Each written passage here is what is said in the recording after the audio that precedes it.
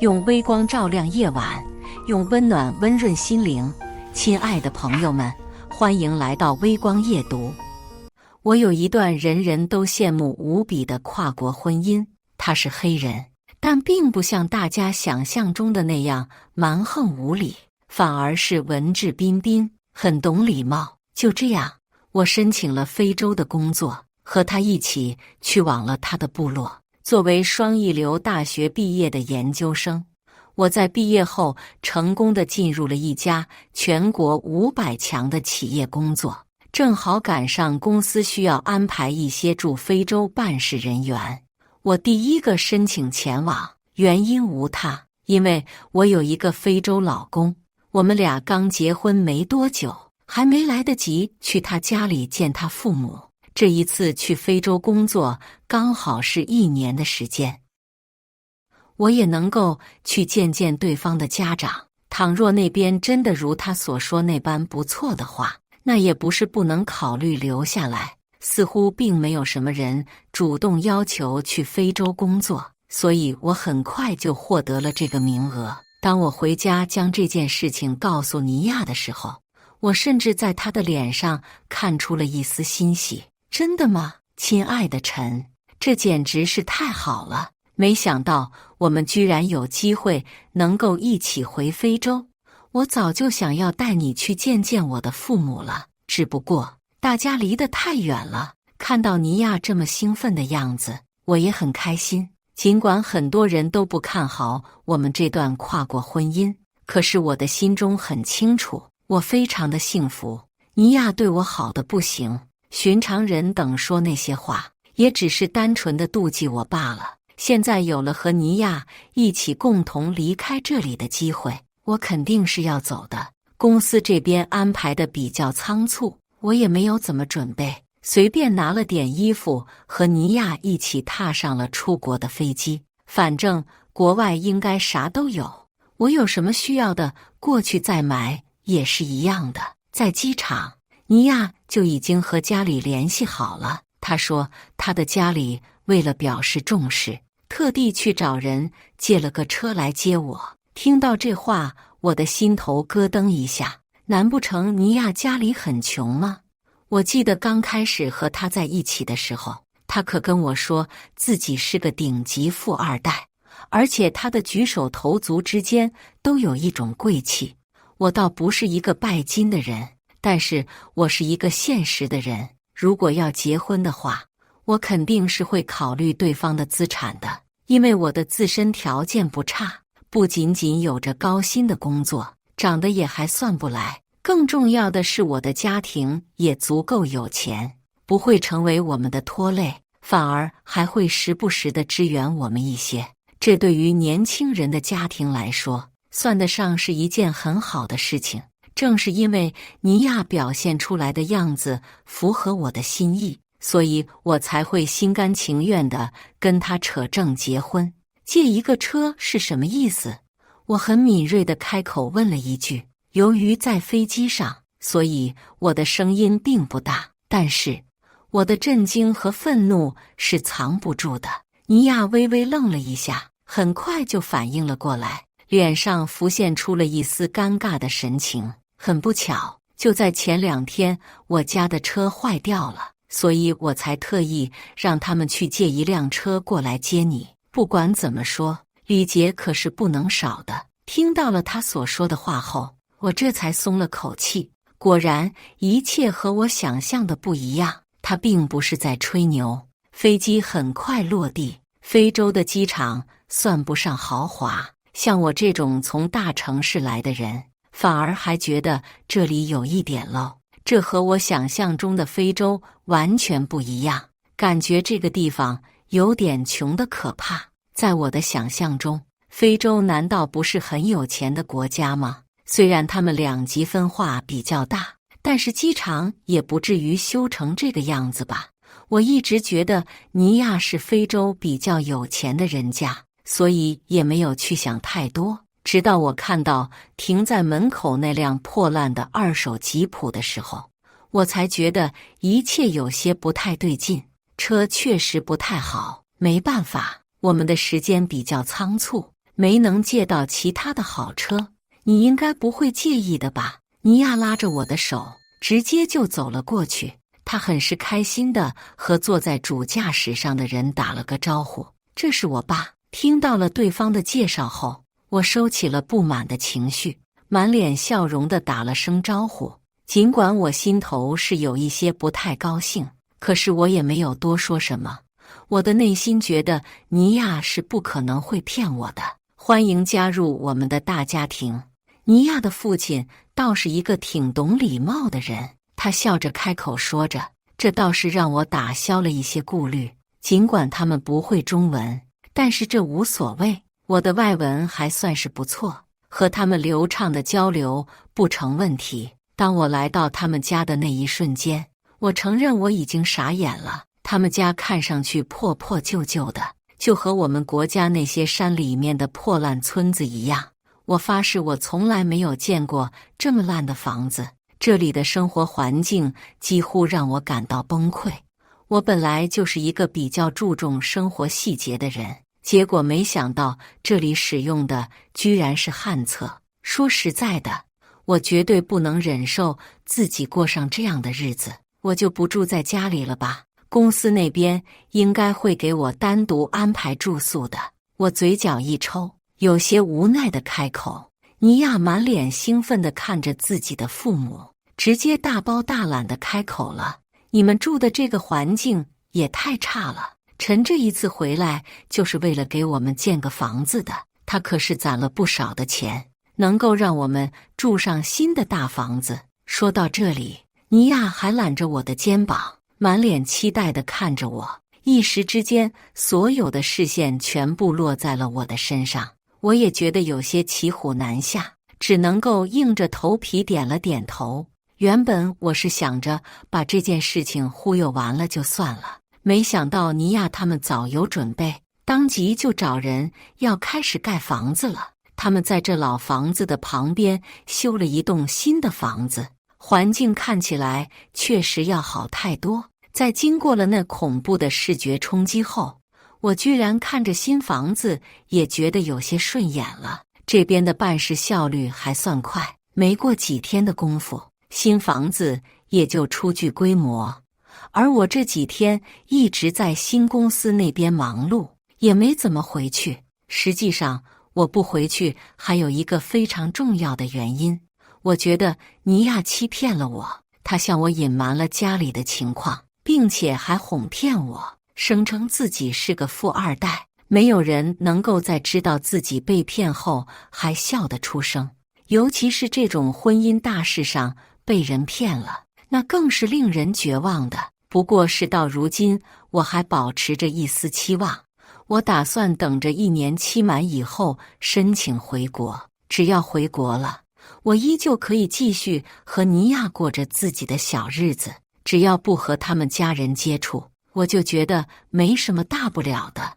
尼亚似乎知道我生气了，没日没夜地给我送花，每天就捧着花在公司楼下等着我。一时之间，所有的同事都知道我有着一个长相不赖，而且还极其痴心的老公。说实在的，同事们的夸奖和恭维让我一下子就有些忘乎所以了。这世界上有谁是不喜欢被人夸赞的呢？我自然也不免落俗。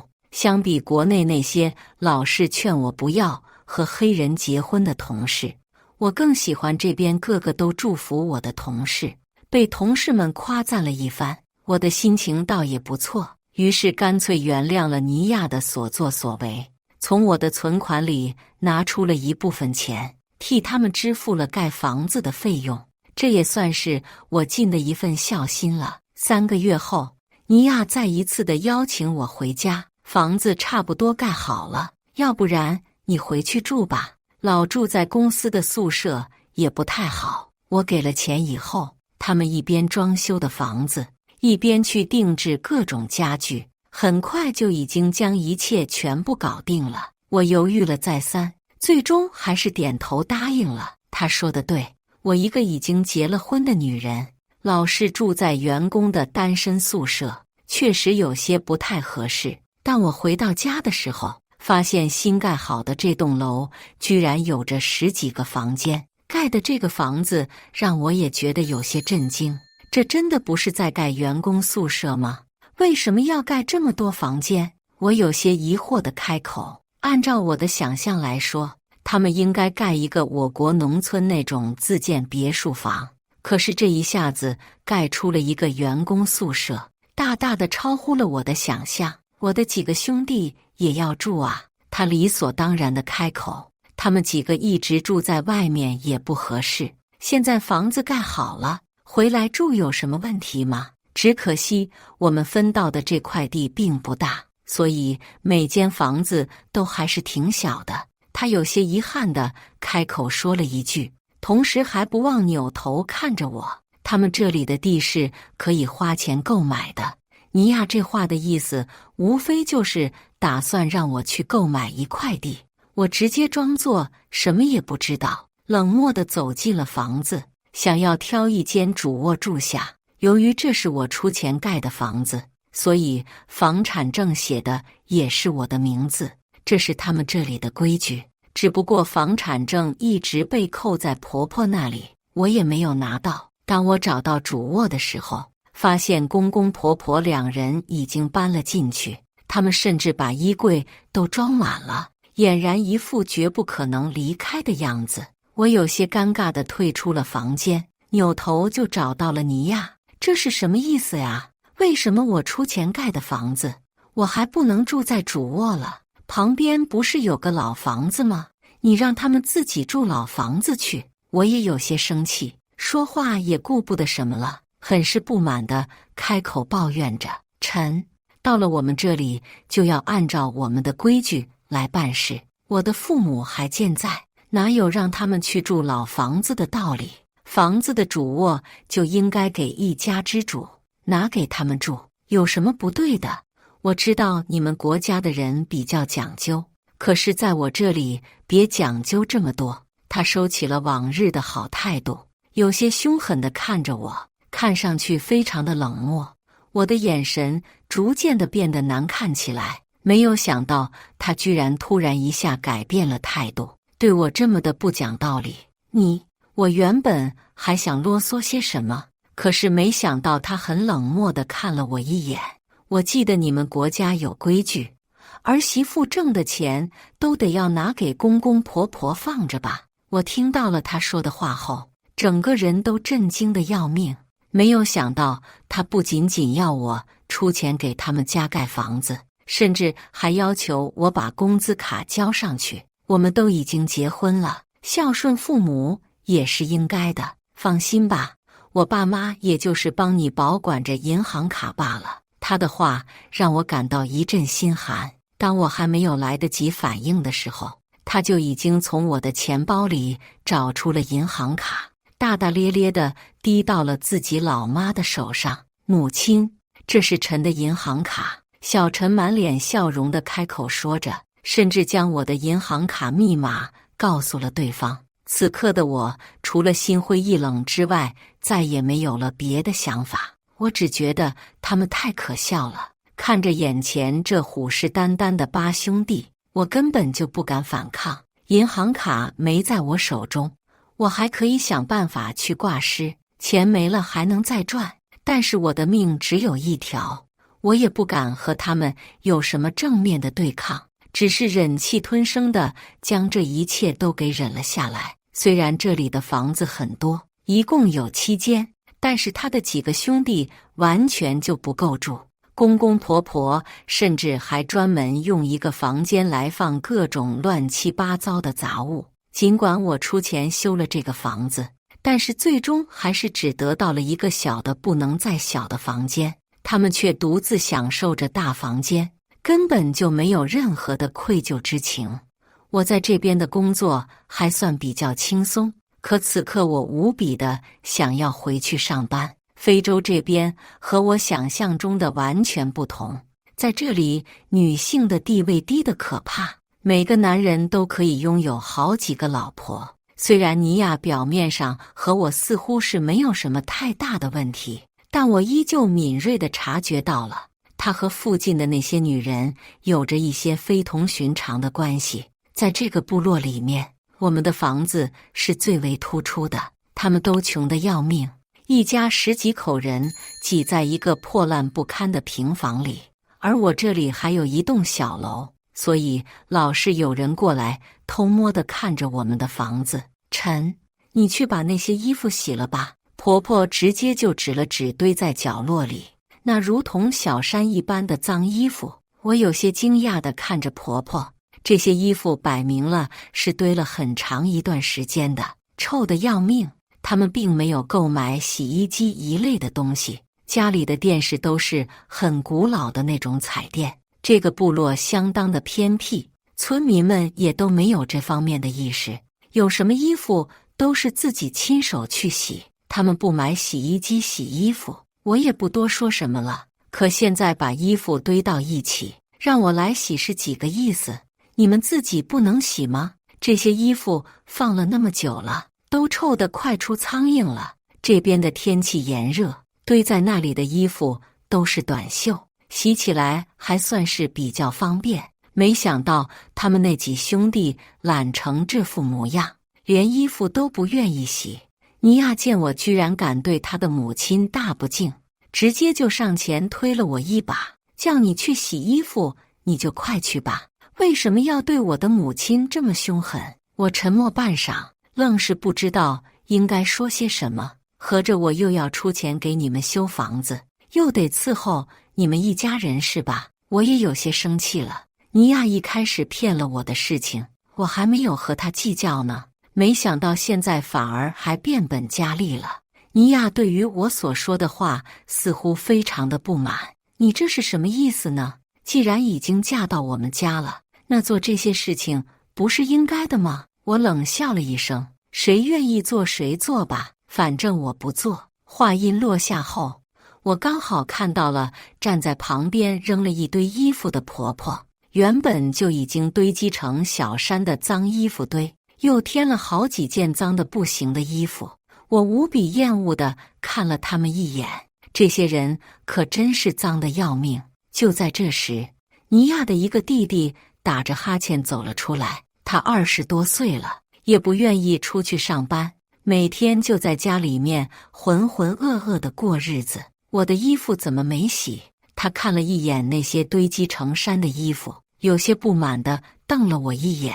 你怎么还不把衣服洗干净晾好？我都没衣服穿了，赶紧去洗啊！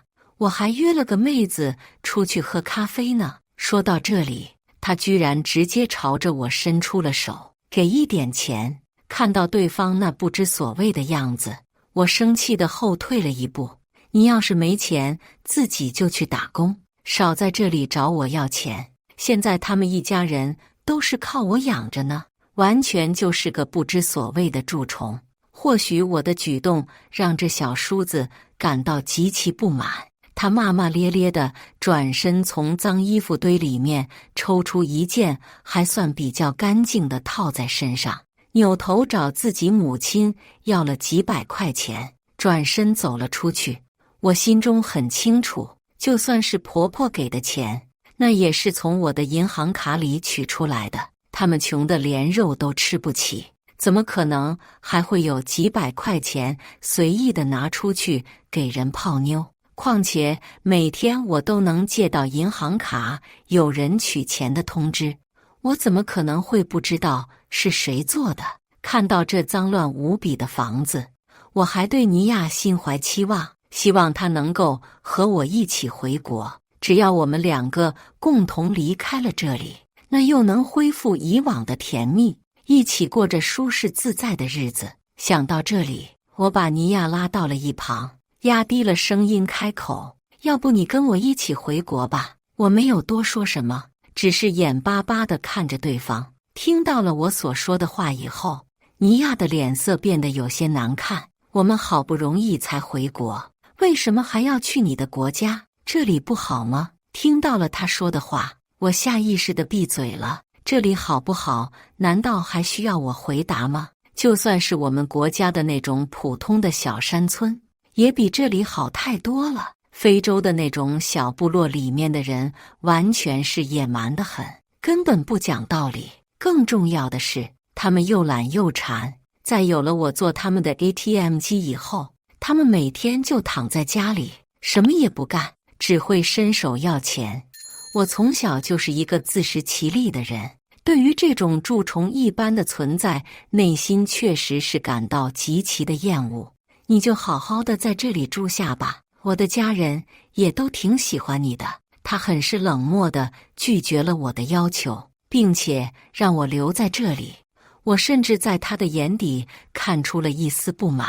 放在以前，尼亚绝对不会用这种态度来对待我的。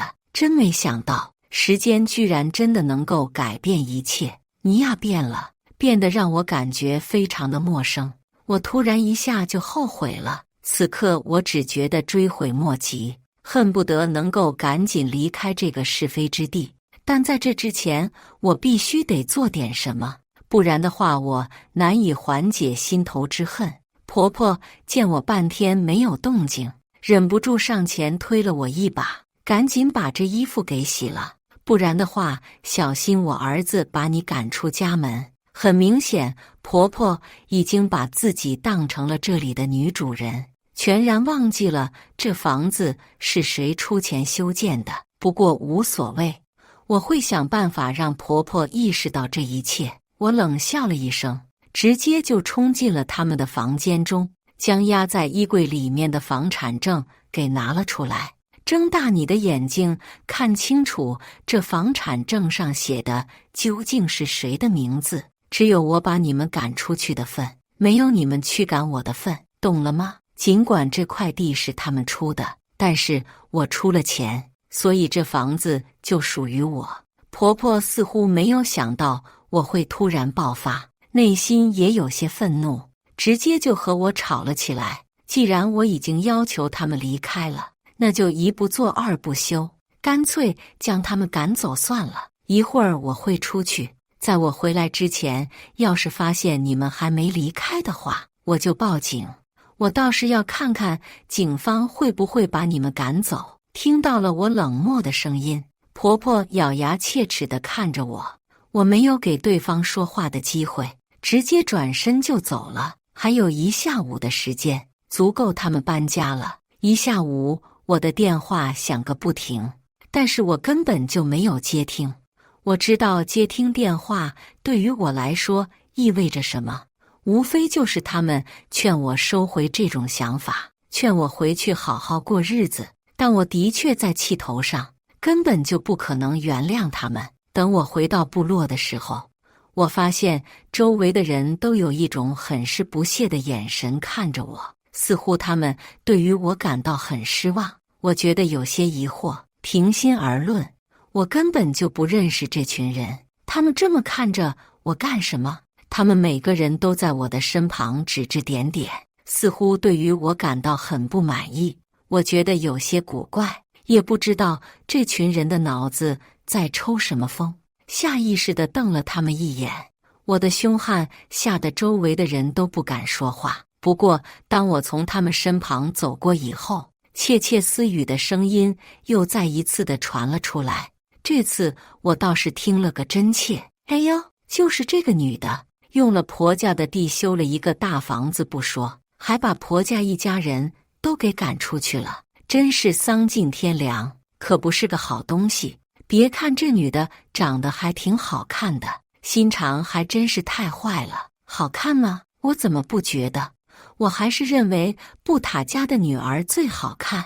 大家你一句我一句地说着，这些话全部都传到了我的耳朵里，我只觉得无比的搞笑。看来这些人是对于我把婆婆一家人赶出去的事情感到极其的不满意，以至于他们是怎么知道的？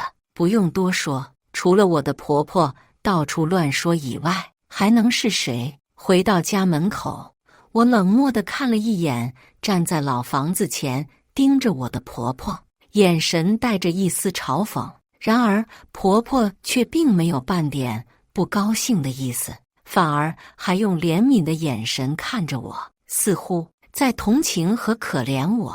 我有些不太理解，还没来得及说些什么，尼亚却有些生气地从老房子里钻了出来。你怎么把门口的钥匙都给换了？赶紧打开，让我们进去。他一把抢过我手上的钥匙，熟练地打开了门，并且将自己的家人全部都放了进去。你趁着我不在的时候就把父母赶出去了。他有些生气了，直接抬手给了我一巴掌。我的脸以及快无比的速度红肿了起来。此刻我对于尼亚已经近乎绝望。都说男人婚前婚后判若两人，可是我也没想到差距居然会这么大。可能尼亚已经不能用判若两人来形容了，而是他的本性终究是暴露了。以前为了能够和我在一起，他极力地在伪装着自己。现在我们已经结婚了，并且我还跟随着他来到了这鸟不拉屎的地方。他觉得自己没有必要继续伪装下去了。看到他那极其嚣张的模样，我忍不住冷笑起来。或许他被我这一声冷笑给吓到了，忍不住直接抬手一巴掌打在我的脸上。我那本就红肿的脸现在变得越发的红肿了。婆婆在回到了房子后，第一时间就在我的房间里不停地搜索，想要寻找着房产证。只可惜我早就已经有了准备，提前把东西放在了单位。我们单位好歹也是500强，想要进去可没那么容易，必须要刷卡才能进入。更加重要的是，就算是有人打着亲人的名义来找，也得老老实实的等着本人来带。所以把重要的东西藏在单位是一件最为合适的事情。婆婆在我的房间里找了半天，愣是什么都没有找出来，最后只能够很是生气地转身离开。尼亚一步不离地跟在他母亲的身后，似乎是担心我会对他们先做些什么。我冷笑了一声，这家伙未免也太以小人之心夺君子之腹了。纵使我对他们意见颇大，也不可能在背后暗害他们。当然前提是没有人害我。我收拾好了东西，打算去单位住上一段时间。每天一睁眼就看到这么一群人，难免觉得心情有些不太美妙。你去哪里？尼亚挡在了我的面前，似乎是并不打算让我离开。我的眼底闪过了一丝厌恶。说实在的，我现在对于尼亚已经彻底的失望了，甚至已经产生了要离婚的念头。就在这时候，突然有人敲响了房子的大门。我疑惑地走出门一看，发现居然是部落中最德高望重的几个老人。我早就听说非洲这边很崇尚部落，对于部落之中那些德高望重的老人，他们更是言听计从。不论遇到什么事情，都要找村里面的老人来主持公道，或是惩罚害人。在看到这几个老人的时候，我突然一下就有了一种很不好的猜想，该不会这群人是冲着我来的吧？我的这个想法刚刚萌生出来，就听到为首的那个老头用力地咳嗽了一声，把大家的视线都吸引了过去。陈栋，你作为尼亚家的妻子，没能履行妻子的职责，反而是将你婆家人全部都驱逐了出来，让他们无家可归。你觉得你的这个做法正确吗？周围的人也没有在窃窃私语，而是很大声地在讨论着我的所作所为。其中就有好几个今天在那里低声讨论的女人，她们就像是有人撑腰了一样，开始大声地念叨着，仿佛是害怕我听不见，那嗓门嘹亮的可怕。但凡我手中有一个喇叭，我都会忍不住递上去给这女人，免得他们这群人这么辛苦，还得大声地来宣扬我的错误。这房子是我出钱建的，里面的每一样家具都是我出的钱，我想要谁住就让谁住。我非常冷漠地看着他们，我的钱全被他们那几兄弟给花了。平时要上班，休息的时候还要给他们做牛做马，这时候怎么不见你们出来主持公道？或许是我的言语有些过于犀利了，对方在听到这话后愣是没能回答得上来。反正不论如何，你不能够把你的公公婆婆一家人赶出去。况且你们国家的人不是非常重视什么礼仪廉耻以及孝道吗？对方见我嘴皮子利索，干脆就开始对我进行道德绑架。可是现在的我也是气上心头，谁有心思听他们在这胡言乱语？要我说，干脆就把这个不知所谓的女人赶走，别在我们这里住了。说话的人是我的婆婆。对方的这一番言论简直让我感到诧异无比，这真的是人能说出来的话吗？见我没有反抗，婆婆又变本加厉地开口，就应该让这个贱货给我们家做牛做马，让你上交工资卡，已经算得上是便宜你了，你还想怎样？贱货，居然还敢把我们赶出家门，真是该死！婆婆的咒骂声很是难听。我的眉头紧皱，没有任何想要和他废话的意思，转身出了门。和这样不知所谓的人多说半句废话，都是在浪费我的时间。我宁愿一个人独处一会儿，但是遇到事情不打就报复回来，根本就不是我的性格。所以我直接就来到了不远处的酒吧。之前在上班的时候，我就听说了这个酒吧有着一些风靡一时的人物，他们的实力很强，而且下手狠毒，只要给钱，那可以让他们做任何事。我理所当然地找了上去，目的很简单，就是为了狠狠地收拾一下这一家人。我们两个人结婚后并没有把户口迁到一起，尽管他多次提出要把户口迁到我这里来，可是我始终没有同意。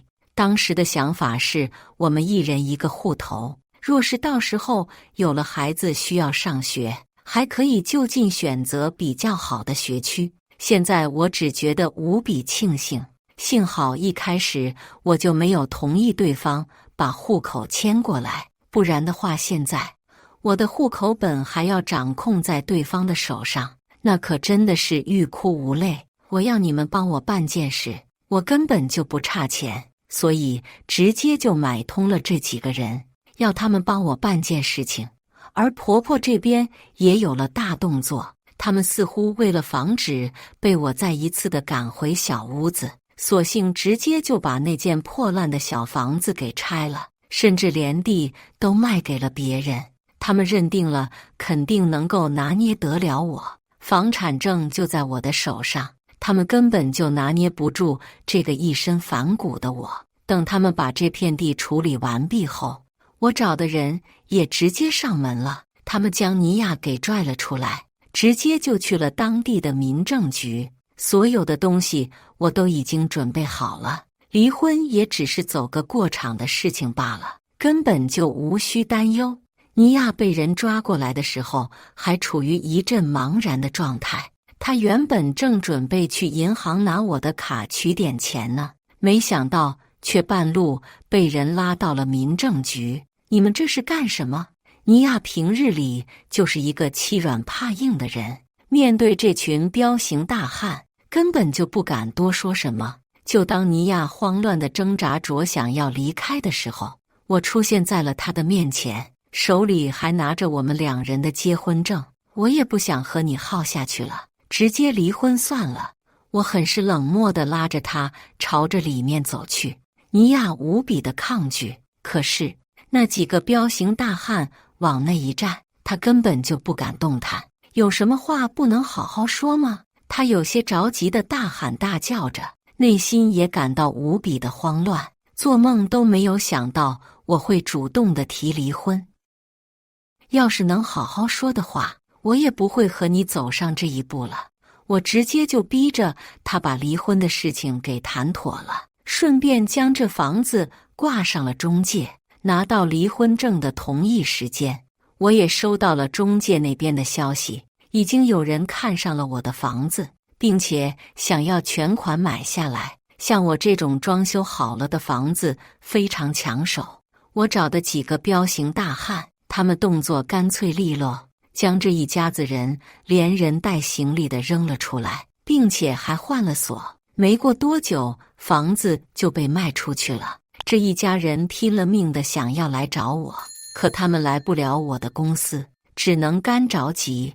他们早就已经把自己的老房子给处理了，原本还打算要在我的这个房子里赖一辈子享受生活呢，没有想到我居然做得这么绝。房子很快交手，我在给钥匙的时候亲自去了一趟，刚好发现不远处住着几个像野人一样无家可归的家伙。他们在看到我了以后非常的生气，直接就冲了过来，想要让我给个说法。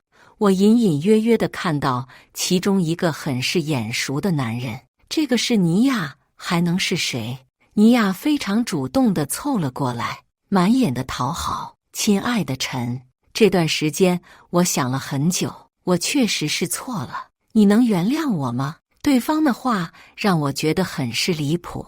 当初我被他的家人刁难，希望他能够出手帮我的时候，他一句话都不说，甚至还要求我去干活。现在他没了经济来源，也没了房子，就开始认识到自己的错误了。我只觉得非常的好笑，也不想理会他，把钥匙交给了别人。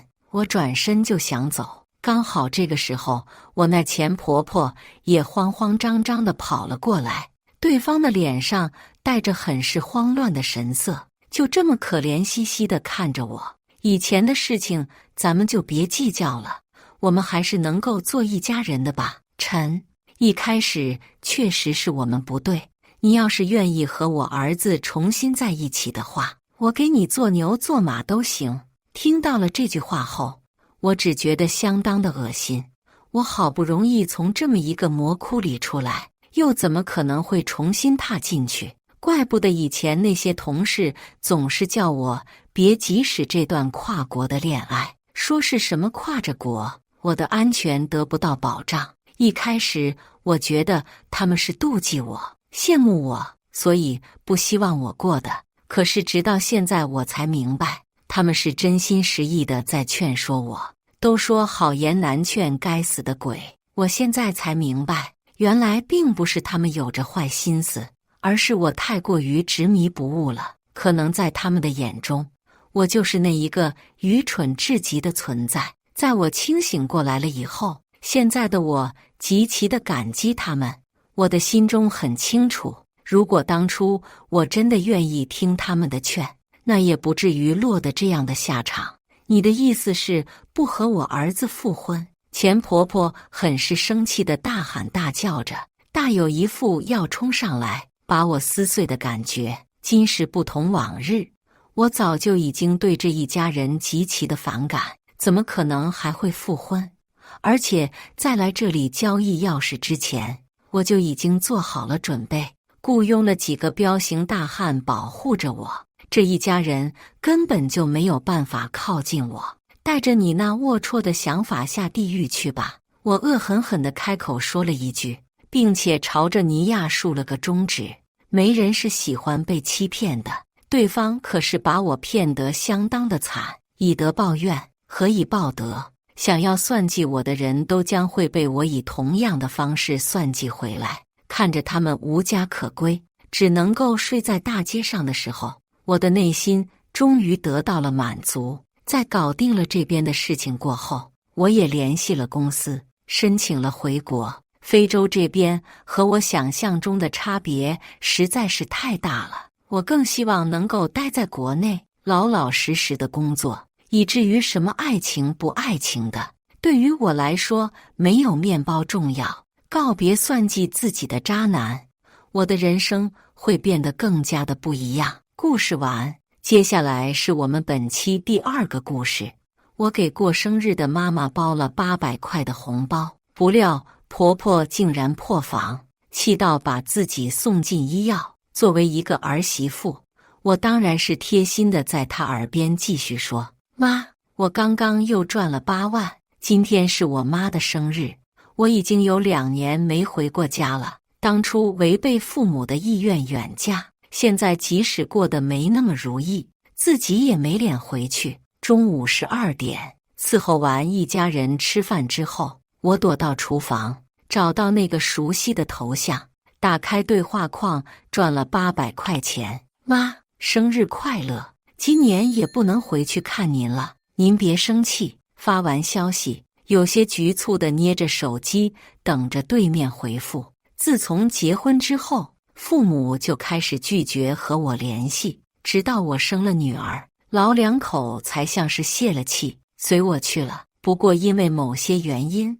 自己也没能经常回去探望他们，平时只能通过手机联系。这一次本来是说好了回家去看他们的，可是偏偏在这个时候，女儿生病了，一时脱不开身，我只能留下来。妈妈，卧室里传来女儿的声音，我放下手机，急匆匆地走进卧室。怎么了，宝贝？还难受吗？昨天放学回来，女儿整个人就恹恹的，一直到半夜才发现她发烧了，烧得迷迷糊糊，嘴里还一直小声说着奶奶，我错了，一声声呢喃，叫得我心里实在不是滋味。从女儿出生，婆婆就一直嫌弃没有给她生个孙子，总是在背地里苛待女儿，说什么都是女儿妨碍了她孙子投胎。我告诉丈夫，希望他能出面制止，她却说婆婆一个人拉扯她长大不容易，让我别和她一个老人计较。那我呢？我就容易了吗？再说了，她的不容易也不是我造成的，没有办法，我只能更加小心地照顾女儿，安抚地在她后背上拍了拍，将女儿抱进怀中。可是接下来女儿的一句话却让我如坠寒窖。妈妈，为什么奶奶要推我进池塘？好啊你，我儿子辛辛苦苦在外面挣钱，你就在背地里偷偷把钱给娘家是吧？我就知道，当初就不该让我儿子娶你进门，你这个生不了儿子的废物！起来，你给我起来！我像是忘记了反抗，愣愣地随着婆婆的力道被拽起，整个人还没有从女儿刚才的话里反应过来，推进池塘是什么意思？女儿昨天回家时衣服有些湿润，我还以为是天气太热汗湿了衣服，所以其实是被人推进了池塘吗？奶奶，你别使劲拽妈妈，妈妈疼。5岁的女儿努力地想要拉开婆婆拽我的手，婆婆不耐烦，伸手就想要往女儿脸上招呼。我一惊，立马抓住她的手腕。我不敢想象，才几岁的孩子，一个成年人用力的耳光落在她脸上，会造成什么样的后果？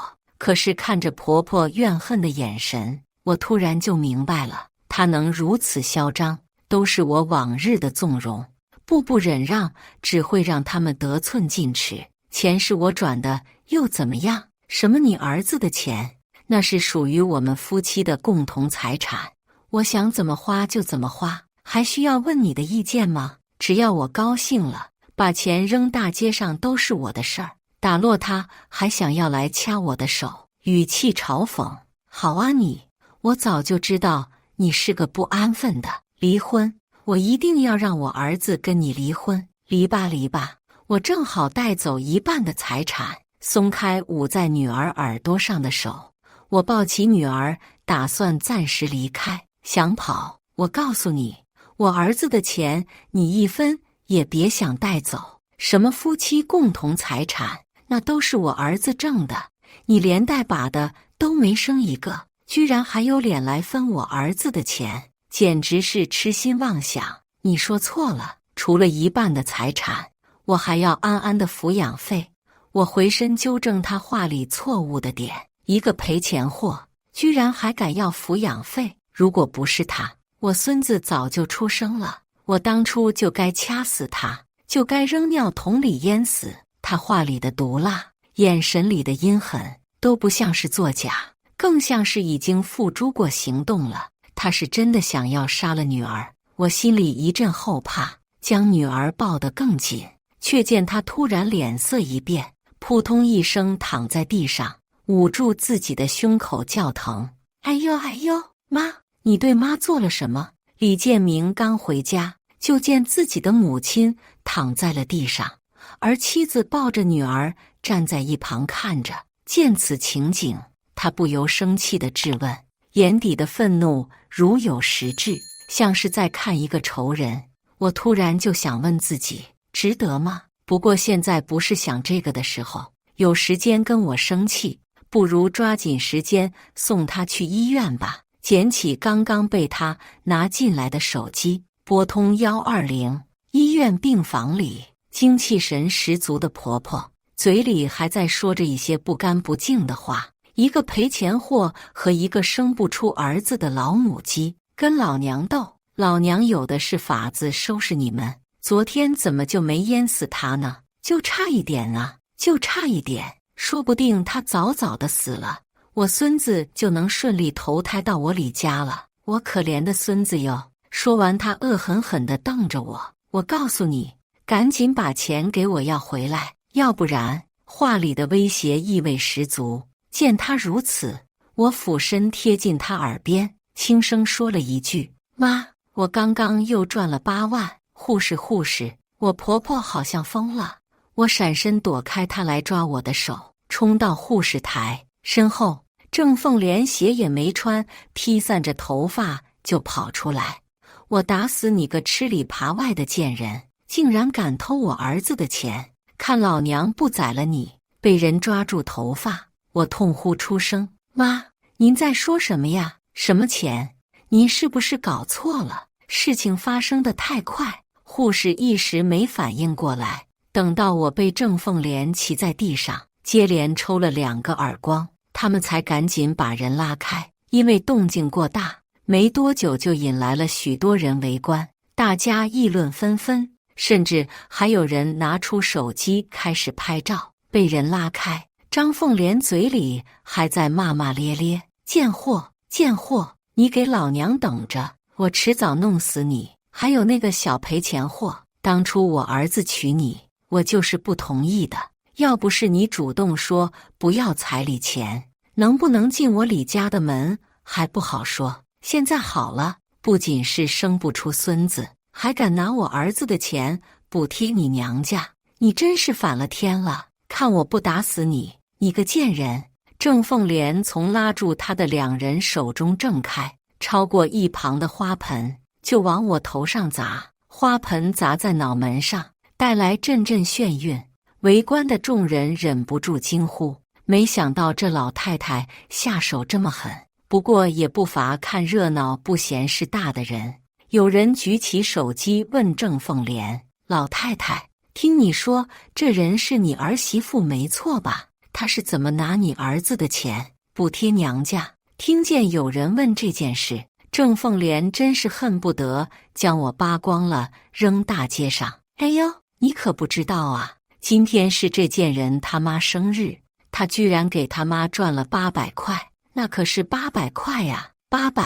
郑凤莲捂住心口，一副肉痛得不行的样子。听到这里，众人的脸色都有些不好看，特别是主动问话的那个男人，他还以为自己能吃到第一手瓜，放到网上火一把呢。可惜了，正准备将手机收回，就听到老太太又说了一句：“我不过是说了他2句。”这个贱人居然转头又给他妈赚了8万块钱，8万块呀！我儿子都能娶上多少个媳妇了？这可是我儿子辛辛苦苦挣的钱，他凭什么拿来补贴他娘家？虽然老太太那句8万块都能娶多少个媳妇了，确实不太中听。不过这家的儿媳妇也真够离谱的呀，居然背着婆娘人偷偷给了自己娘家8万，也不知道商量一下。围观的众人都开始偏向郑凤莲，向我投来谴责的目光。我伸手拦住护士准备给我包扎伤口的手，任由伤口继续渗血。妈，您在说什么呢？那800块是我周末去超市打工挣的呀，我都快2年没回娘家了，今天也是想着是我妈的生日，所以才给她发个红包。至于什么8万块钱，更是从来都没有过。家里的钱都是您管着的，我哪来的钱补贴娘家呀？您是不是气糊涂了？我表情担忧，甚至不顾自己还在流血的伤口，从地上爬起来，就想要去伸手摸摸他的额头。滚开！郑凤莲一伸手，又将我推回了地上。我捂住自己不断眩晕的头，一副好脾气的模样。妈，您再好好想想，是不是您听错了？我们家的钱可都在您手上。郑凤莲似乎是被问住了，想了想，确实钱都在自己手里，她应该是没有机会偷偷取走钱的。难道真的是自己年纪大听错了？不过即使是真的，她也不会承认是自己的错，张口继续骂。谁知道是不是你勾搭上了哪个野男人？他给你的，真是造孽呀！我们李家怎么会出了你这种儿媳妇？一边骂还不忘一边往我胳膊大腿上掐。见如此，众人哪还有不明白的？分明是这老太太找茬，估计为难人。妈！我猛地推开郑凤莲，脸上都是被人羞辱后的愤怒与难堪。您怎么能这样说呢？我是什么样的人，您还不清楚吗？结婚之后，您不让我出门上班，我同意了。您说钱放在您手里，您帮我们攒着，我也二话不说就把钱给您了。女儿出生之后，我自觉有愧，就算您总是在背地里苛待安安，我也忍了。可是您怎么能就因为800块钱就把安安推进池塘里，想要淹死她呢？那可是您的孙女啊！我声嘶力竭的想要问个究竟，脖子上的青筋冒出，明眼人都能看出来我有多愤怒。这老太太可真够狠的，这是杀人吧？天哪！为了800块钱就敢杀人，谁敢嫁到他们家呀？都2023年了，居然还有人重男轻女。这次众人不再相信郑凤莲，纷纷站在我身后，开始指责她。可是这还不够，我借着头发遮挡，张嘴无声地念出几个字。郑凤莲先是不可置信，然后便是猩红着双眼向我冲过来。我要杀了你！那是他儿子的生日，也是他的银行卡密码。自从那天的视频被人放到网上，有了热度，病房门口开始每天都有人蹲守，悄悄拍下郑凤莲为难我的视频。不过这正合我意，放这么多盐，你是想酷死我？这么烫，你怎么不自己吃？做的这么难吃，你该不会是想毒死我吧？饭你做不好，孙子你也生不出来，你还有什么用？不如趁早死了，反正你生不了，还有别人能生。面对郑凤莲成天的找茬，终于有人看不下去了。我说老太太，你也别太过分了，给自己积点德吧。郑凤莲翘着二郎腿躺在病床上，咬了一口苹果。关你什么事儿？这是我儿媳妇，我爱怎么使唤怎么使唤。你看她说什么了吗？抬手指了指正蹲在地上打扫的我，将刚刚被打落的饭菜扔进了垃圾桶。我起身道谢，多谢您，不过我没关系的。说着还鞠了个躬。隔壁病房的老太太看着我头上裹着纱布，脖子上还留着已经青紫的掐痕，只得叹了口气，又摆了摆手，罢了，这都什么事儿啊？见人离开，郑凤莲还朝老太太的背影啐了一口，真是狗拿耗子，多管闲事。这副中气十足的模样，哪里像是需要人照顾？医院虽然无奈，却也不能真的动手将人赶出去。我还没吃饭呢，你赶紧给我重做。瞧着郑凤莲紧紧压住枕头的手，我嗤笑一声，离开了病房，熟练地打开外卖软件，找到这几天一直点的店铺，随意划拉2个便宜的菜，添加备注：麻烦多放油盐，谢谢。来到6楼的病房外，就听见女儿担忧的说话声：“甜甜姨，妈妈在照顾奶奶吗？安安是在担心妈妈吗？奶奶很凶。”女儿的声音听起来有些害怕。不过，甜甜姨，你带我回去吧，我想回去了。只要我回去，奶奶就不会欺负妈妈了。就是，如果弟弟能晚点来就好了。我还想再陪陪妈妈，不想被扔掉。这该死的郑凤莲，我从来没有想过会从女儿的口中听见这些话，足以想到郑凤莲平日里都在安安耳边说了些什么。终有一日，安安，你看妈妈给你带了什么？擦干净脸上的泪，我晃了晃手里的小蛋糕，朝女儿露出一个笑容。妈妈，女儿惊喜的抬眸朝我望来，却在下一秒忍不住瘪着小嘴哭出声。妈妈，你疼不疼啊？你疼不疼？软乎乎的小手试探着想要碰碰我缠着纱布的额头，又凑近往我红肿的脸上轻轻吹气，呼呼，安安呼呼就不疼了。安安呼呼，听着女儿抽噎的哭泣声，抬手将女儿揽进怀中。安安别哭了，妈妈不疼的。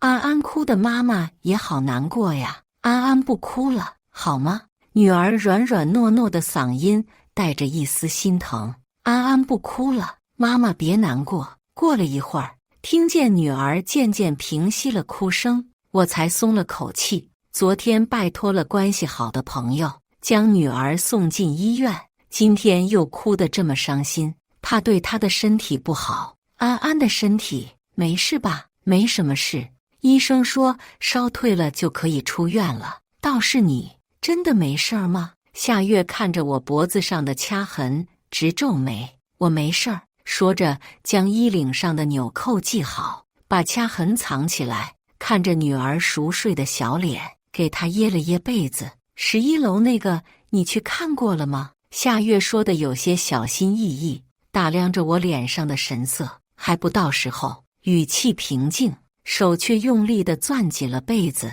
咬着牙，眼神发狠。见我如此，夏月安抚地在我手上拍了拍。罢了，你想做什么就去做吧。这几天安安，我先帮你照顾着。多谢你，小月。说什么呢？我们不是朋友吗？郑凤莲的这些行为，不仅是在网上引起了热议，就连在医院也引起了围观。一次两次，郑凤莲还能骂回去，次数多了，她也觉得有些莫名其妙，只以为是因为前几天在护士台的那出，压根儿就没想过是因为有人把这些视频发到了网上，不等他儿子出差回来接，就主动提出了要出院。出院这天一大早，郑凤莲就开始指使我收拾东西。面对满地的瓜子皮，我一声不吭地拿起扫把开始打扫，扔掉垃圾。回到病房门口，就听见了郑凤莲的骂声：“好啊，你个赔钱货，这几天都躲起来了，是吧？我告诉你，昨天菩萨都给我托梦了，说都是你妨碍了我孙子投胎，只要你消失了，我孙子很快就能来我们家了。你别怪我这个做奶奶的心狠，谁让你妈的肚子不争气呢？下辈子你擦亮了眼睛再投胎吧。”一把推开病房的门，就见郑凤莲正拽着安安的头往墙上撞，那凶狠的表情以及咬紧的后槽牙，无不彰显着她的力气之大。啊！我失声尖叫，猛地冲过去，往郑凤莲的腰上狠狠一撞，不管不顾的要和她拼命，捞过一旁的凳子往她腿上砸。想到刚才的画面，又不解气的想要在她脑袋上开瓢。妈妈！听见安安的声音，我举起的手一顿，迟疑了一秒，还是愤恨地将凳子往一旁扔去，砸在郑凤莲腿边。郑凤莲抱着脑袋躺在地上，一个劲儿的哎呦哎呦，嚷嚷着杀人了，将女儿紧紧抱在怀中。安安，安安，你没事吧？我手忙脚乱地拨开女儿的头发，四处检查有没有伤口，有没有哪里疼，告诉妈妈哪里疼，告诉妈妈哪里受伤了。我心里忍不住阵阵后怕，要是自己晚来了1秒，会不会感受到自己脸上的眼泪被一双小手擦去？安安有些心疼，妈妈，我没受伤，是妈妈救了我，妈妈是超人。女儿仰头对着我笑，满脸都是自豪，似乎是真的把我当做了英雄。听到这里，我心脏像是被人泡进了醋缸，酸涩的不行，再也忍不住，一把抱过女儿，崩溃大哭。不是的，我不是超人，我差一点就要失去她了，就差一点。哎呦哎呦，救命啊！杀人啦！郑凤莲不住的哀嚎，试图引起其他人的注意。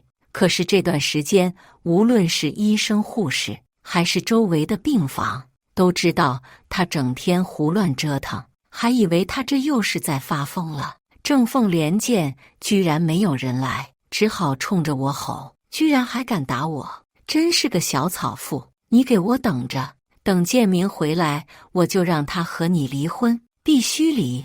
真是狗娘养的，赶紧给我叫医生来，不然小心我扒了你的皮！郑凤莲疼得直冒冷汗，嘴上却依旧恶毒。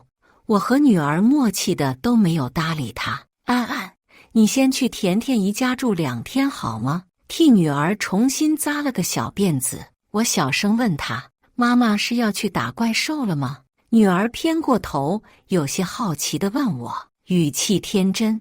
我好笑地摸摸她软乎乎的小脸，点头称是，将安安交到急匆匆寻来的夏月手上。妈妈加油！看着女儿突然绷紧的小脸，认真严肃的像一个小大人，我突然就乐了，蹲下身和女儿脸贴着脸，闻着女儿身上香香的味道，自己才像是真的活了过来。等妈妈带你回家。郑凤莲从刚才开始就一直骂骂咧咧，自己起不来，嘴里就愈发不干不净，真的见人生贱种，天生的贱货，一点礼貌都不懂，以后长大了也是没人要的烂货。可怜我儿子那么优秀，居然娶了这么个玩意儿，真是倒了8辈子的霉。看着女儿拉着夏月的手离开，我转身，脸色立马就冷了下来。都是些眼瞎的，我要报警，报警把你们都抓起来！妈，我打断郑凤莲的话，您怎么还坐在地上啊？来，我扶您起来。说完，用力拖着郑凤莲的胳膊，将她从地上拽了起来，不顾她的叫喊，将人随意扔到了凳子上。哎呦，我的胳膊！医生，快给我叫医生！躲开郑凤莲踹过来的脚，我拿出手机，点开李建明的信息。妈，不是我不给您叫医生，实在是建明他出了点意外，现在也需要人照顾。见我满脸为难和苦涩，郑凤莲一下就急了。建明怎么了？你快说，建明怎么了？看着郑凤莲越来越着急上火的脸色，我才慢慢的吐出几个字：他呀，出车祸了。话音刚落，郑凤莲脸色一下变得刷白，再也没有了刚才的气傲。车祸？怎么会出车祸呢？什么时候的事儿？严重吗？在哪个医院？你快带我去看看。妈，您别急，建明没什么事，就是一个小车祸，伤到腿了，也在这个医院呢。不过现在正在手术，你也见不到人。说着，把刚才弄乱的地方规整好，再顺手拿走郑凤莲一直藏在枕头下的银行卡。我刚才也是知道了这件事太着急了，才对会您动手的。不过我没用力，您估计只是一点皮外伤，在家休养几天就好了。所以呀，妈，我现在得去照顾建明，您好像也不是很严重的样子，不然我先送您回家。欣赏着郑凤莲难看的脸色，我试探性的开口：对对，送我回家，送我回家。郑凤莲也从刚才的呆愣中缓过神来了，快把我送回家，你赶紧去照顾建明。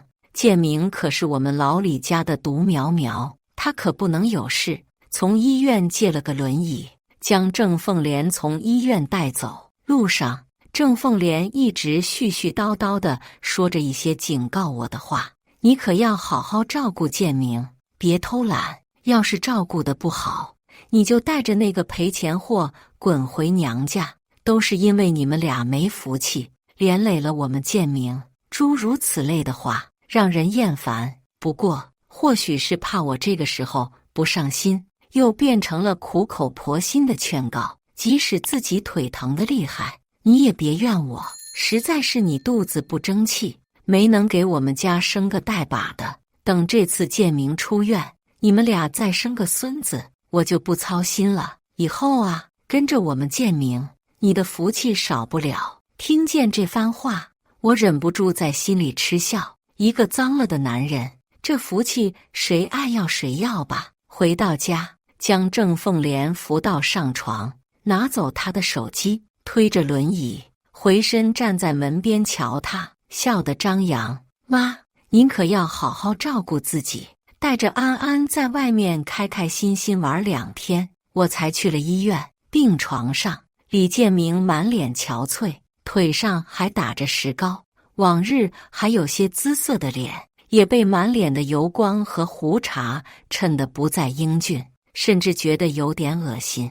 我站在门边看了他半晌，不明白自己当初怎么会为了这样一个人昏了头。你终于来了，这都几天了，你怎么才来呀？我站着没动，继续看他。老婆，谭毅见我还是没有动作，李建明开始不耐烦了。你哑巴了？这几天都干什么去了？你怎么才来？不知道我一个人在医院昏迷好几天了吗？都没人照顾，快过来扶我，我要洗澡。真是的，请个护工，这些天居然连澡都不给我洗，还说什么这时候最好不要动腿。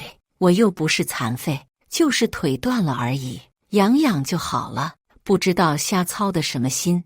李建明吐槽完，见我红着眼眶，还以为是在担心他。你别担心，医生都说了没什么事儿，过段时间就好了。而且啊，李建明脸上都是得意之色。等我回去，主管这个位置就是我的了。说到这里，眼睛都在发光，装满了志在必得和高傲。我哇的一声哭出来，打断了他的话。怎么了这是？高兴傻了？扑到他床边，我抬起头，一副不忍心的表情。医生说，你下辈子都要在床上躺着了。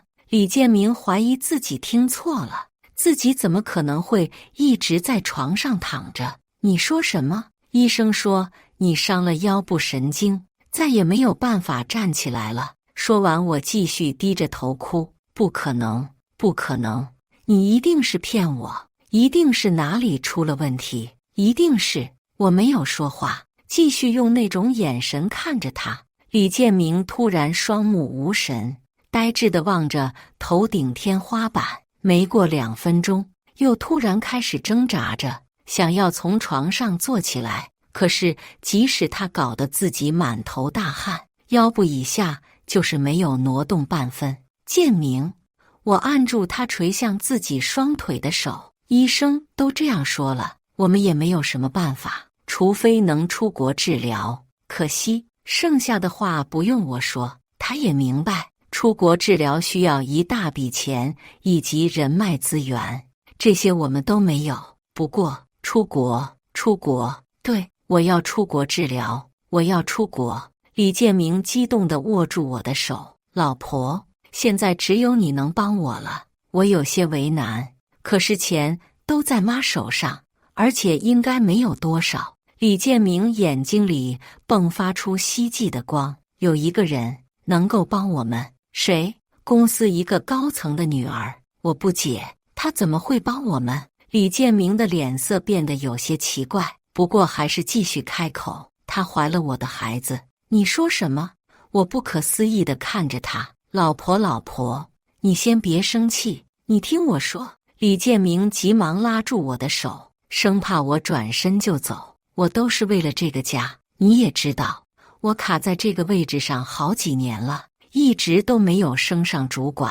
后来他找上我说，只要我同意，他就会帮我。我本来拒绝了，可是后来有一次我喝醉了，李建明打量着我脸上的表情，有些小心翼翼地开口，之后自然而然就见我没有反应，低着头不说话。李建明急了，老婆，你相信我，这次只要出国把腿治好了，我就和他断得干干净净，我们再生个儿子，以后就这样平平淡淡的过一辈子，好吗？脸上的表情诚恳道，如果不是我知道内情，怕是真的会被糊弄过去。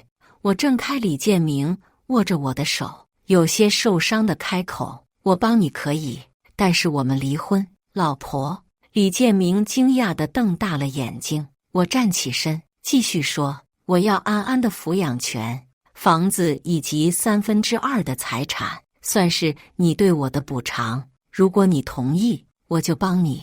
似乎是没有想到我会提出离婚，还要分走他大部分的财产。李建明脸色变得十分难看，不过想到自己的腿，还是咬牙同意了。行，就当是对你的补偿。顺利拿到李建明签过字，也按过了手印的离婚协议书，稍微松了口气，站在离他1米远的地方，冷漠开口，你要我怎么帮你？见我这副模样，李建明也不再伪装。书房的第2个抽屉里有我和他的视频，至于视频内容是什么，不用说，大家都能明白。我忍不住嘲讽，看来你就早就打算好了。李建明也不介意，继续说，如果我没猜错的话，他现在也在这个医院，你拿上视频去威胁他，就说你知道了我们的关系，问他要钱，记得把事情闹大，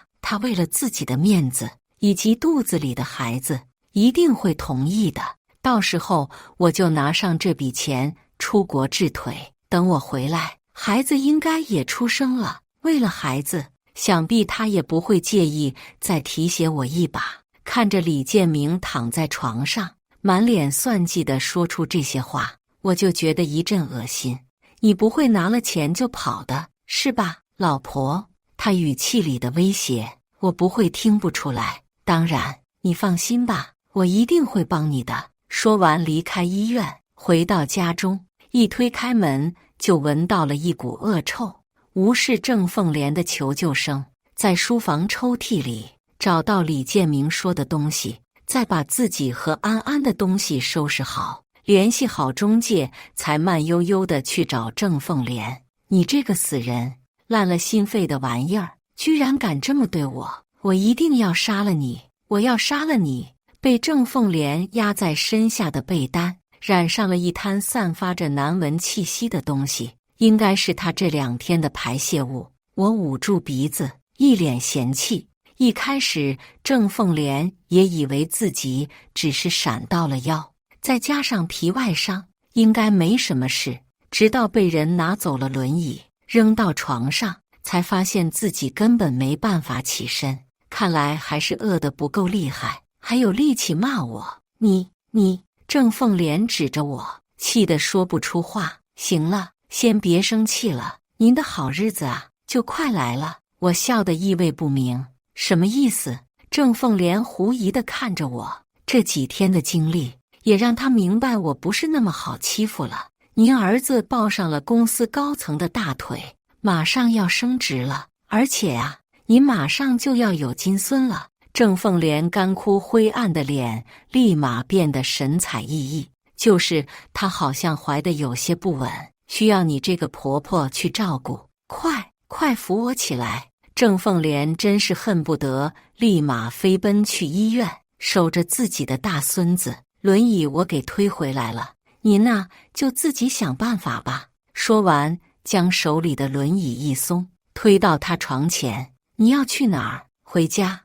你和建明离婚了？郑凤莲的脸色有些紧张，似乎是怕我这时候不死心缠着他儿子，挡了他的发财路。当然，提上整理好的行李箱就离开了。接下来就期待着好戏开场吧。或许是自己即将有孙子的消息，让郑凤莲实在是太高兴了。等我离开，她一个人也磨蹭着从床上挪到了轮椅上。至于那一身难闻的衣服，暂时没有办法处理。郑凤莲推着轮椅，顶着大太阳，独自来到医院。一出现在医院，就引起了众人的注意。衣服染上了脏东西，还散发着恶臭，整个人就是一个行走的粪坑，不让人注意都难。更何况郑凤莲前几天的事迹，实在是太多人知道了。所以等他去到11楼时，身边就已经围了许多人。郑凤莲也不介意，巴不得所有人都知道他马上就要有孙子了。奶奶的乖孙哟！一进门，郑凤莲就冲着一个40左右的女人肚子喊：“哎呦，快让奶奶看看！”说着就想到动手去掀女人的衣服。啊，你谁呀？滚啊！女人生气地推开郑凤莲，满脸恶心和嫌恶。郑凤莲被人推开也不生气，继续舔着脸笑：“你别生气啊，我是你婆婆。”“什么婆婆？你疯了吧？”女人伸手就想要去按护士铃，将人赶走。其实护士早就听到声音赶来了，只是围观的人太多，挤不进去。“是我呀，我是建明的母亲，我都听说了，你怀了建明的孩子。好啊好啊，我老李家终于要有孙子了。”女人被郑凤莲的眼神吓住了。郑凤莲盯着她的肚子，发出贪婪又慈爱的眼神，实在是瘆人。“我不认识你说的人是谁，请你出去。”女人指着门，捂住肚子，满脸气愤。“哎呦，儿媳妇，你怎么能说这种话呢？我可是好心来照顾你的，你放心吧，我一定会好好的照顾你们娘俩的。”说着就想要替女人盖好被子。“你滚啊！”这次女人不再是推开郑凤莲，而是拿过一旁的玻璃杯朝郑凤莲砸去，不偏不倚，正好砸在她脑门中央。围观的众人发出一阵惊呼，也有人叫好。叫好的都是前几天也围观过的人。砸得好！这老太婆前2天还用花盆砸她儿媳妇呢，什么意思？这个不是她儿媳妇吗？哎呦，不是，你可不知道，这老太婆狠着呢。就因为她儿媳妇给娘家过生日的妈妈发了800块钱，她就想把自己孙女淹死，还给人脑袋上砸了个血窟窿，可吓人了。这么狠吗？问话的人不自觉抖了2下。可不是吗？还莫名其妙给人脖子掐得青紫。现在好了，搞半天原来他儿子早就出轨了呀，就是可怜了那个姑娘了。四周的人听见这些话，不由得都发出一声唾弃，真的太坏了。郑凤莲捂住自己的额头，痛呼出声，可惜没有一个人搭理她。可是即使这样，郑凤莲也没生气，只是拿出手机，开始播放手机里的视频。“你先别生气，看看这个。”郑凤莲将手机音量调到最大，让众人都能听清楚究竟是什么视频。女人听见声音，脸色一下变得难堪，伸出手就想要去抢郑凤莲的手机。郑凤莲借着轮椅一滑，退到了病房门口，还把手机塞给了其中一个人。围观的人立马凑过脸来看，看完脸色都有些奇怪，甚至还有年轻的小姑娘羞红了脸。“啊！”女人尖叫着想要朝众人冲过来。“沈乔！”人群中传来一个男人的声音，大家纷纷回头去看，就见一个男人面色铁青。“老公！”那个叫沈乔的女人突然后退了2步，捂住脸不敢去看他。嚯！这一声老公在人群里炸开了锅，大家没有想到这个女人居然是有老公的，合着这事都不要脸啊！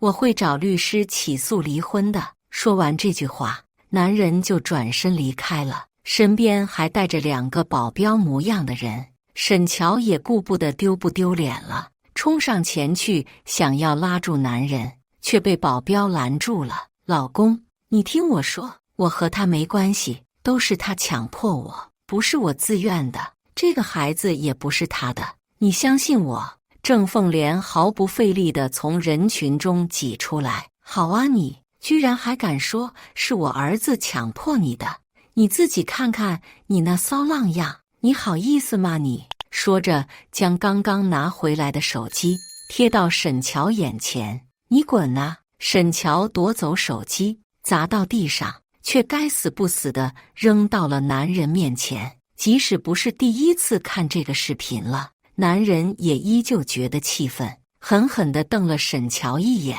就离开了。秦少光，沈乔见他没有回头，也知道事情已经挽回不了了。还有，我告诉你，你最好是乖乖地把孙子给我生下来，再给我儿子升到主管，不然以后我可不会让你进我家的门。郑凤莲还在一边威胁女人，自说自话。沈乔真是恨不得杀了他，闹成这样，干脆破罐子破摔。实话告诉你吧，这个孩子我也不知道是谁的，我不过是借种罢了，谁知道是借的谁的，还升主管呢？做你的青天大梦去吧！你说什么？郑凤莲不敢相信自己的耳朵。借种，你知道吗？你儿子可听话了，我稍微勾勾手指头，他就来了，乖巧的像狗一样。沈乔继续刺激着郑凤莲，跪在我面前，求我给他升职的样子，可有趣了。你想看看吗？沈莲笑得恶劣，见郑凤莲呆坐在轮椅上，没有反应，似乎是觉得有些无趣了，转身准备回自己的病房。虽然不知道这个孩子是谁的，但是自己最初的目的确实是为了借种生个孩子，可不能再出什么意外了。郑凤莲也不知是哪里来的力气，将人按在地上，使劲扇他。沈乔平时里保养得仔细的脸，被他打得立马就肿了起来，感受到脸上火辣辣的疼。沈乔也开始反击，看着两人你来我往，都恨不得下死手的样子，众人也不敢上手去拉开他们，直到沈乔的身下开始出现一滩血。血！沈乔看着自己双腿间不断涌出的血迹，吓懵了。郑凤莲却在一边拍手叫好，这一出实在是让人惊掉下巴。不断有人在网上发视频，网友们都纷纷感叹，没想到前几天吃的瓜居然还有后续，拿上签过字的协议书，顺利的起诉离婚。自从那件事之后，李建明也知道自己治腿的事情无望了，开始打上了我的注意。一开始企图用一些拙劣的手段挽回我，想要我继续做免费的保姆。在我拒绝之后，又开始打上了房子和钱的注意，不承认自己当初签下离婚协议书里的财产分割内容，甚至还指使郑凤莲偷偷转移财产。可惜银行卡早就被我拿走了。面对他签署过离婚协议书，还有网上的舆论，我很轻松的就拿到了自己应得的财产。听说这段时间，李建明和郑凤莲都过得蛮惨的。李建明的腿是真的治不了了。送郑凤莲去医院的那天，他接到了一个女人的电话，就说要去出差，可惜在去的路上不小心出了意外。李建明似乎是还不死心，和郑凤莲住在一个不到10平方的地下室，四处求医。没多久就把剩下的钱用光了，不得不跟着郑凤莲回到乡下老家。郑凤莲现在每天除了要下地种田外，还要伺候躺在床上不能自理的儿子，日子一天比一天难过。没过多久就受不了跟人跑了，而李建明被人发现的时候，已经在床上烂得发臭了。至于沈乔，听说那件事之后就出国了，只是好像再也不能生育了，而且脸上也留下了一个长长的疤痕，是郑凤莲做的。联系中介处理好了房子，我才带着女儿坐上了高铁。多谢谭小姐的帮助，祝你未来一切如意，也祝秦先生一切如意。其实早在之前我就已经知道李建明出轨了，只是当时考虑到安安还小，才一直忍着，直到郑凤莲想要淹死安安，我才拿着视频联系上了沈乔在国外的丈夫。至于为何视频发到网上引起了那么多人的关注，也是多亏了秦少光的帮忙，不然事情不会发展的那么顺利。我能拿到自己应得的财产离婚，而他也能保住自己的财产不被沈家分割。至于那场车祸，大概真的是意外吧，也或许是老天开眼。安安，他在高铁的窗户上好奇地看着窗外，突然回头问我：妈妈，我们去哪儿啊？在他软乎乎的小脸上亲了亲，和他一起看着远处的风景。我们呢？回家。感谢大家的观看。本期影片大家觉得是第一个故事精彩，还是第二个故事精彩呢？欢迎大家在下方评论区讨论。如果你喜欢这类故事，记得点击订阅微光夜读，并分享给更多的人，这会对我帮助很大。再次感谢大家的观看。